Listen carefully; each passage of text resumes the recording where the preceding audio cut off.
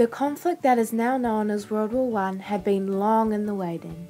The thing that sparked it all was the killing of Archduke Franz Ferdinand, who was to inherit the Austro-Hungarian throne on the 28th of June 1914. The war we know as World War I was between Britain, France, Russia, and their allies, including Australia, Italy, India, Canada, and New Zealand, versus Germany, Austria-Hungary, Bulgaria, and Turkey, also known as the Ottoman Empire. World War I, also known as the Gallipoli Campaign, lasted for 4 years and ended in 40 million people being involved. Over half of those people were killed, wounded, or captured. Health and sickness during the campaign.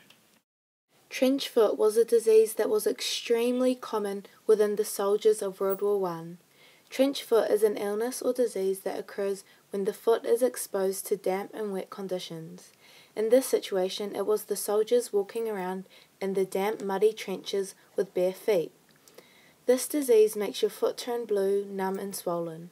It involves blisters and open wounds that allow bacterial infections to enter. This was a serious disease with bad effects such as high fever, severe headaches, and sore pains in the legs and back. Recovery takes about a month, and in some cases people died from this disease. Typhoid is another deadly disease common in World War I. It was said by a soldier that Gallipoli's flies and disease are worse than the Turkish bullets. The side effects of this disease were a high temperature, sweating, and diarrhea. Dying from typhoid is a slow, agonizing death. Most people at the end of the disease cannot eat or drink.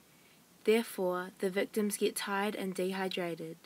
This disease infected around 30% of people fighting in World War I. Influenza is another disease, but this disease was transmitted by air. This disease was deadly, common, and easy to catch. The symptoms include sore throats, headaches, not wanting to eat or drink, and blood poisoning. Just by breathing you could catch this disease, so soldiers tried to be careful. It usually took about 3 days for someone with this disease to die.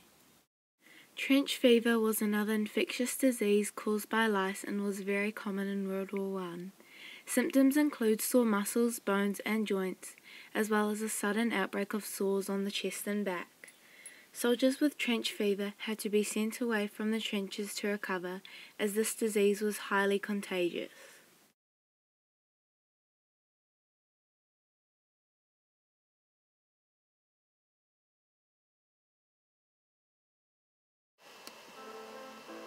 I knew a simple soldier boy who grinned at life in empty joy, slept soundly through the lonesome dark, and whistled early with the lark.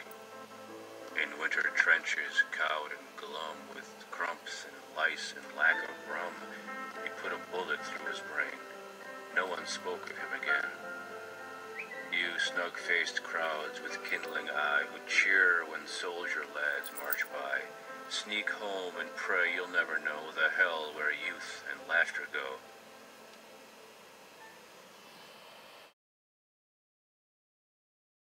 The daily routine in the trenches consisted of stand to at dawn, where both sides carried out their stand to. Most attacks happened at this time. Breakfast and weapon cleaning. After the stand to, men would eat breakfast and clean their weapons, taking shifts at completing both tasks. Inspection. Weapons would be inspected to make sure they were clean, as well as the soldiers' clothing. Daily chores. Each man had to carry out duties of being a soldier. Jobs included filling sandbags, repair of broken things, pumping out water gathered in the trench, digging latrines or toilets, and any other chores that they could do to help in the running of the day. Stand to at dusk. Stand to was done again with everyone fixing their bayonets, going into their positions and getting ready for an enemy attack or raid. Resupply and maintenance. When darkness came, soldiers would be ordered to stand down and would be sent to go and resupply stock. Many thousands of people died in war, but this specific war was a tragedy. Due to the lack of planning and knowledge of the landing area, many people suffered by having their lives taken off them. We remember the Anzacs and give them respect because of the major sacrifice many thousands of men gave, their lives. They didn't only risk their lives, but they lived in filth and muck when they could have been somewhere nicer. They left their family not knowing if they would come back. Going to a dawn service or to an Anzac parade is the least you could do to show respect to people who died for this country. If those soldiers didn't fight for us back then, our lives could be very different now.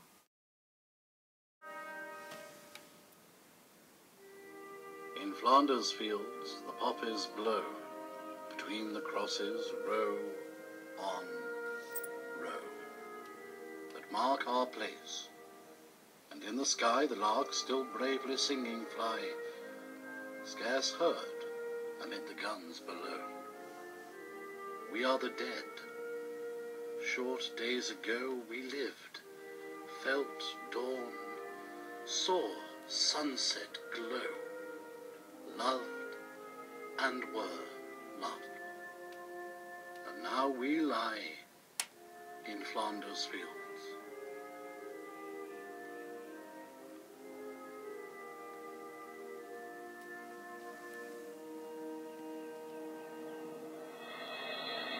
Take up our quarrel with the foe. To you from failing hands we throw the torch. Be yours to hold it high. If ye break faith with us who die, we shall not sleep, though poppies grow in Flanders fields.